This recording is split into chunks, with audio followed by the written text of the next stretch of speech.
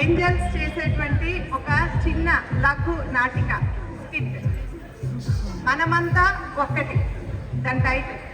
అయితే ఈ స్కిట్ని మాకు అందించిన వారు, రూపొందించిన వారు మన గురువు గారు సోమయాజులు గారు. సోమయాజులు గారు మనకి ఎప్పుడు ప్రతి ప్రోగ్రామ్కి ఏదో ఒకటి ఇస్తుంటారు, మనకు అలవాటే. కానీ ఈసారి ప్రత్యేకత ఏంటంటే ఆయన ఈ మధ్య చాలా సిక్ అయ్యారు, మనకు అందరికీ తెలుసు కదా, ఇంకా కోలుకోలేదు కూడా. అలాంటి కండిషన్లో కూడా ఈ రోజు ప్రోగ్రాం కోసం ఆయన కష్టపడి ఈ స్కిట్ని రాసి మాకు అందించారు. సో సోమయాజులు గారికి మన అందరి తరఫున ధన్యవాదాలు. అయితే ఈ స్కిట్ యొక్క నేపథ్యం ఏంటంటే, అసలు దీనికి ఫస్ట్ అపార్ట్మెంట్ అని పేరు పెడదాం అనుకున్నారు గురువు గారు. ఎందుకంటే ఇది మనలాంటి ఒక అపార్ట్మెంట్ లోనే జరుగుతుంది. అయితే మనలాంటి అపార్ట్మెంటే కానీ మన అపార్ట్మెంట్ కాదండి. ఇందులోని ఏ పాత్ర కానీ, ఏ సన్నివేశం కానీ, ఏ డైలాగ్ కానీ మనలో ఎవరిని ఉద్దేశించినవి కాదు. ప్లీజ్ గమనించండి, ఇది కేవలం మనలాంటి అపార్ట్మెంట్ నేపథ్యంలో జరుగుతుంది. కేవలం వినోదాత్మకంగా రూపొందించినటువంటి ఒక చిన్న నాటిక. ఇందులో నటించినటువంటి వాళ్ళు శ్రీమతి జయ, విజయ, శ్రీజ, నీరజ, దేవి, నవనీత, అనిత. సో ఈ స్కిట్లో ఇప్పుడు సన్నివేశం ఏంటంటే, మనలాంటి ఒక అపార్ట్మెంట్లో ఒకళ్ళ ఇంట్లో పెళ్ళి అవుతుంది. సో ఆ పెళ్ళి అటెండ్ చేయడానికి వీళ్ళందరూ ఒక ఫంక్షన్ హాల్కి వెళ్ళారు. సో ఇప్పుడు ఇది ఒక ఫంక్షన్ హాల్, వీళ్ళందరూ ఫంక్షన్ హాల్లో ఉన్నారు. అక్కడ జరిగేటువంటి సన్నివేశం ఏంటో చూసేద్దామా మరి? Ready ready.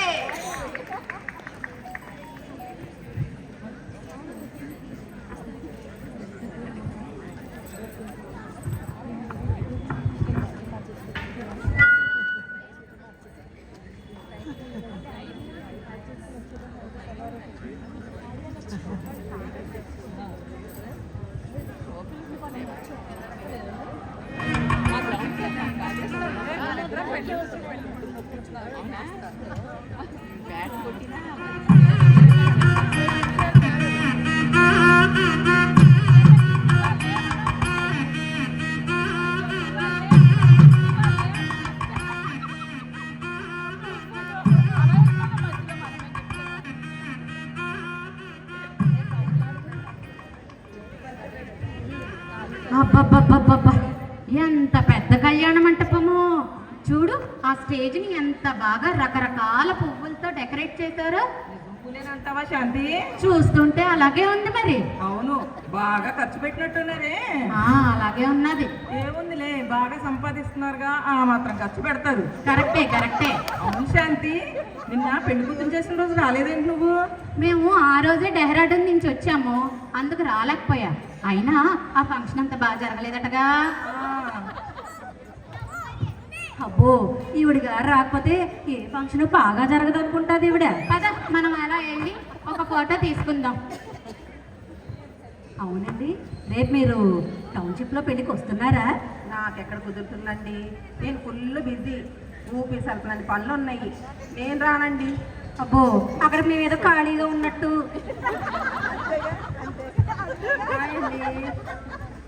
బాగున్నారండి? ఎంతసేపు వచ్చి?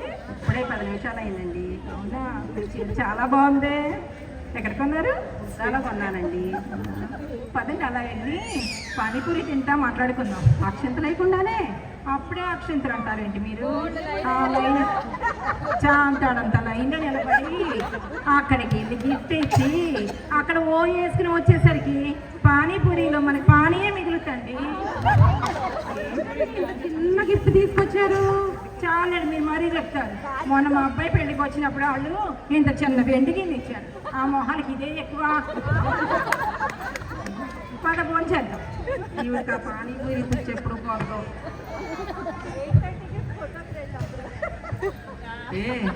అటు చూసావా, ఎంత పెద్ద చీర, ఎన్ని నగలేసుకొని వచ్చిందో. ఎంతైనా స్వీట్ 16 కదా, ఆ పాట వేసుకుంటుందిలే. ఆయన ఇంట్లో ముగ్గురు ఉన్నారు సంపాదించే వాళ్ళు. ముగ్గురంటే బాబు, 5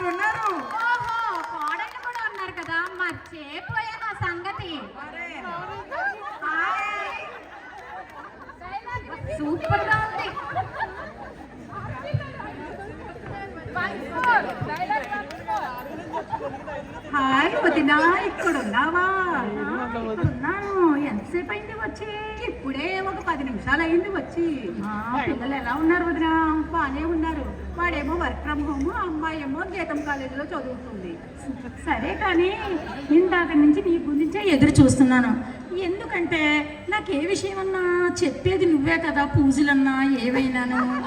రేపు గ్రహణం తెలుసు, కానీ నాకేం చెయ్యాలో తెలీదు.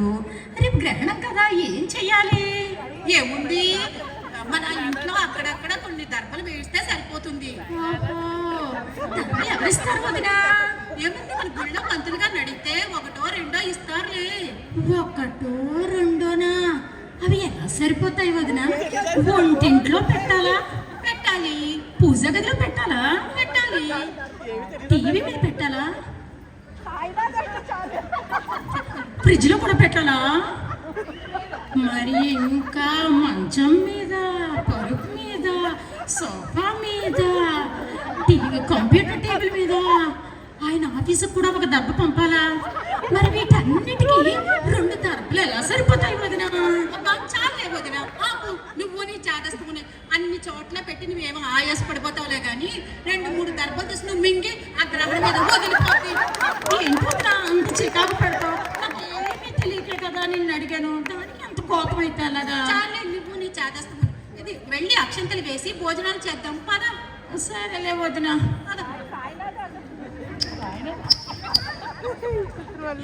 సెక్రటరీ గారు కనిపించారా మీకు?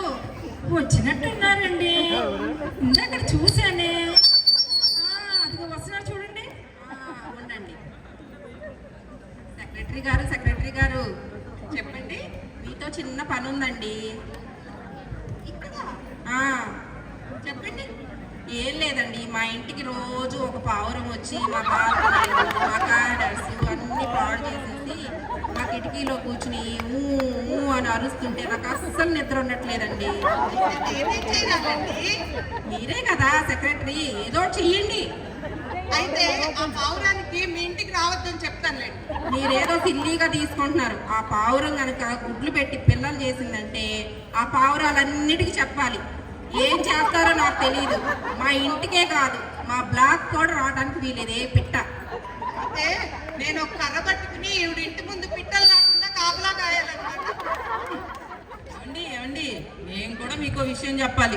ఏంటిది? ఏమడుగుతారులేండి, పొద్దున 6 గంటలకు వస్తుందని మా పని అమ్మాయి, తీరా చూస్తే ఏమో మా ఇంటికి వచ్చేటప్పుడు 11 అవుతుందండి. అయితే అంటారేంటండి, main gate app, my gate app అన్ని మీరే కదా చూసేది. అయ్యో, అవన్నీ యాప్ లో కనిపిస్తాయి కానీ మీ పని వాళ్ళు ఎవ్వరు నాకు కనిపించరండి. అలా అంటారేంటండి, అవన్నీ నాకు తెలియదండి. రేపు పొద్దున 6 కాదులేండి, 6కి అయితే నేను నిద్రలేవను, కానీ 7కి, రేపటి నుంచి 7 కల్లా మా ఇంటి ముందు పని అమ్మాయి ఉండాల్సిందేనండి. ఓహో, రేపు ఈవిడ పని మనిషి రాకపోతే నన్నే పని చేయమనేటట్టున్నారు. ఏంటో. సెక్రటరీ గారు నాకు ఒక ప్రాబ్లం వచ్చి పడిందండి, మీరే తీర్చాలి. ఎందుకంటే మీరు పిల్లలు ఆడుకోవాలని చెప్పి 2 ప్లే గ్రౌండ్ రెడీ చేయించారు కదా. ఒకటి షటిల్ కోర్టు, ఒకటి వాలీబాల్ కోర్టు. మా వాడేమో సాయంత్రం 6 గంటలు దిగినవాడు రాత్రి 10 అయినా ఇంటికి రావట్లేదు. వాడు చదువుకుండా అయిపోతుంది. ఈవిడ కొడుకేమో ఎక్కువ మార్కులు వచ్చేస్తున్నాయి, మా అబ్బాయికి ఏమో తగ్గిపోతున్నాయి. ఎలా అయినా సరే మా అబ్బాయి మార్కులు పెరగాలి, మీరే ఏదో ఒకటి చెయ్యాలండి. సరే, వీళ్ళ అబ్బాయి బదులు ఇప్పుడు పరీక్షలు కూడా నేనే వెళ్ళి రాయాలేను. అలా అంటావేంటమ్మా? మా ఇంటి పక్కన షటిల్ కోర్టు, వాలీబాల్ కోర్టు ఉన్నాయేమో. పిల్లలందరూ సాయంత్రం 6 నుంచి రాత్రి 11 వరకు ఒకటే గొడవ తెలుసా? చాలా డిస్టర్బెన్స్గా ఉంది, రెస్ట్ తీసుకోవడం కూడా అవ్వట్లేదు. నువ్వు ఒక్క గుడికి అంత వీలైపోతున్నావు. మొన్నటి వరకు వీళ్ళ పిల్లలు, వీళ్ళ శ్రీవారులు ఆడుకోవడానికి లేదని గొడవ పెడితే బోల్డ్ ఖర్చు పెట్టి ఆ కోర్టులన్నీ వేయించాం. ఇప్పుడేమో వీళ్ళు ఇది వరుస. ఏమి సెక్రటరీషిప్ అండి? ఒక ఆవిడ వచ్చి పిట్టలంటది, ఇంకొక ఆవిడ మార్కులంట, ఒక ఆవిడ వచ్చి డిస్టర్బెన్స్ అంటది, ఇంకొక ఆవిడ పని మనిషి అంటది. ఫంక్షన్కి వచ్చినా నన్ను ప్రశాంతంగా ఉండనిచ్చేటట్టు లేరు కదా వీళ్ళు. అదండి, వెళ్దాం.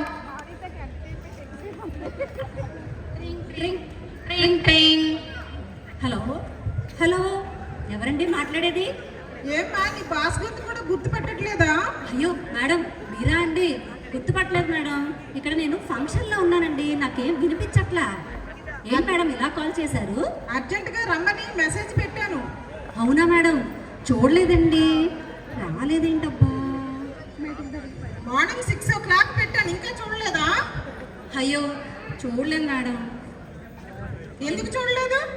ఏం చెప్పమంటారు మేడం, మా అపార్ట్మెంట్ వాళ్ళు పొద్దున్నుంచి వందల కొద్ది గుడ్ మార్నింగ్ మెసేజ్లు, నీతి సూక్తులు, దేవుళ్ళ ఫోటోలు, పుట్టినరోజులు, పెళ్లి రోజులు, వాళ్ళవి కాదు వాళ్ళ పిల్లలవి, మనవాళ్ళవి, ఇక ఇంటా బయట జరిగిన ఫంక్షన్లో రకరకాల రోజులతో దిగే ఫోటోలు, ఆఖరికి కూరలు ఉప్పు ఎక్కువైతే ఏం చేయాలని పోస్టులు పెట్టి నా ఫోన్ అంతా నిండిపోయింది మేడం.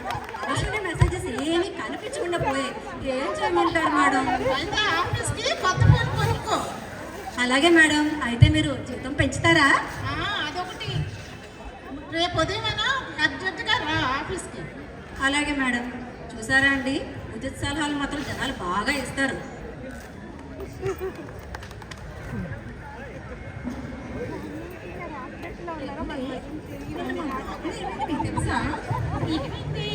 ఏమైతే నన్ను ఎలాగో అడుగుతారండి? మా బ్లాక్లో మా ఫ్లోర్లో నిన్న బర్త్డే పార్టీ అయిందండి. అయ్యో బాగా జరిగిందా? ఏదో చేశారండి పాపం, అన్నీ అరేంజ్ చేసుకున్నారు. తీరా టైంకి కేక్ కటింగ్ అయ్యే టైంకి పుట్టుకుమని పవర్ పోయిందండి. మరి ఏం చేశారు? ఏం చేస్తారు? ఆపోజిట్లో ఇంట్లో నుంచి చిన్న పవర్ కనెక్షన్ తీసుకుని ఆ కాస్త కట్టెక్కించారు. అయినానండి ఈ సెక్రటరీకి ఈవిడి గారికి కాస్త చెప్పలేమనుకోండి, ఒక్క ఫోన్ లిఫ్ట్ చేయదనుకోండి, కమిటీ వాళ్ళకి ఎన్ని మెసేజ్లు పెట్టామో అసలు ఏ దానికి రెస్పాన్స్ లేదండి. నాకైతే చాలా కోపం వచ్చేసింది. వారైతే కోపం వచ్చేసి ఘాటైన మెసేజ్ టైప్ చేశారు. నేనే ఆపానండి. ఎందుకని పంపలేదు? ఏం చెప్తాం? తెల్లారి లేసి ఒక దగ్గర ఉంటాం, మొహమొహాలు చూసుకుంటాం. అయ్యే ఏ పెడతాం చెప్పండి? పోనీలే ఏమైంది, కమిటీ వాళ్ళు అన్నాక వాళ్ళకి బోల్డ్ సమస్యలు ఉంటాయి, బోల్డ్ ఒడిదుడుకులు ఉంటాయి. వాటిని ఎదుర్కొని రావాలంటే వాళ్ళకి కష్టం కదా. ఏదైనా ఒక దిక్కలు ఉంటాం కాబట్టి అందరూ చిన్న చిన్న సమస్యలకి సర్దుకుంటూ పోవాలంటే. ఎప్పుడు ఉండే గోలేనండి. సరేలే పద భోజనం చేస్తాం.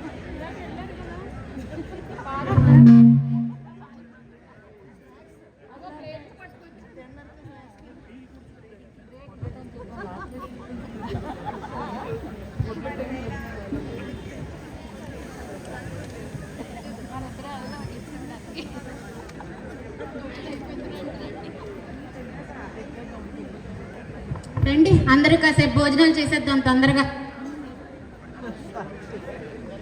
వీళ్ళంతా మన అపార్ట్మెంట్ వాళ్ళేనా?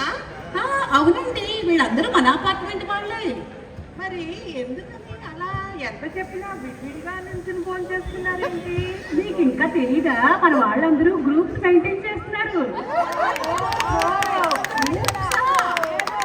అవునండి, అదేముందండి, చాలా కాలం నుంచి.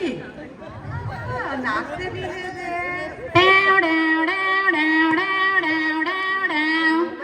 ఏంటది? ఏమిటా సౌండ్? అంబులెన్స్ లా ఉంది. అంబులెన్స్ సౌండేనండి.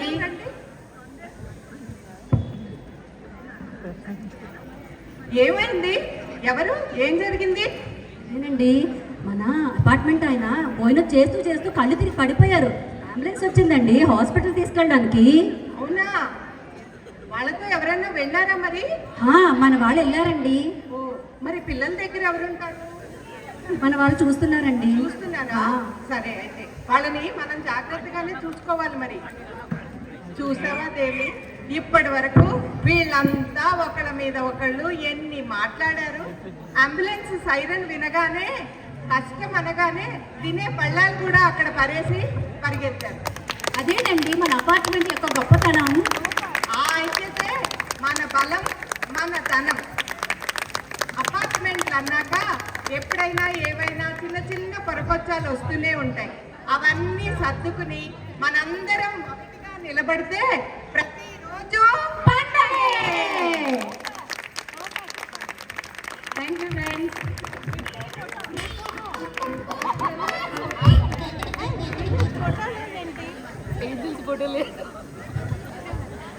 హరికృష్ణ గారు, ఒక్క నిమిషం. ఏంజల్స్ ఇక్కడే ఉన్నాం. ఇక్కడే ఉండండి, వెళ్ళిపోకండి.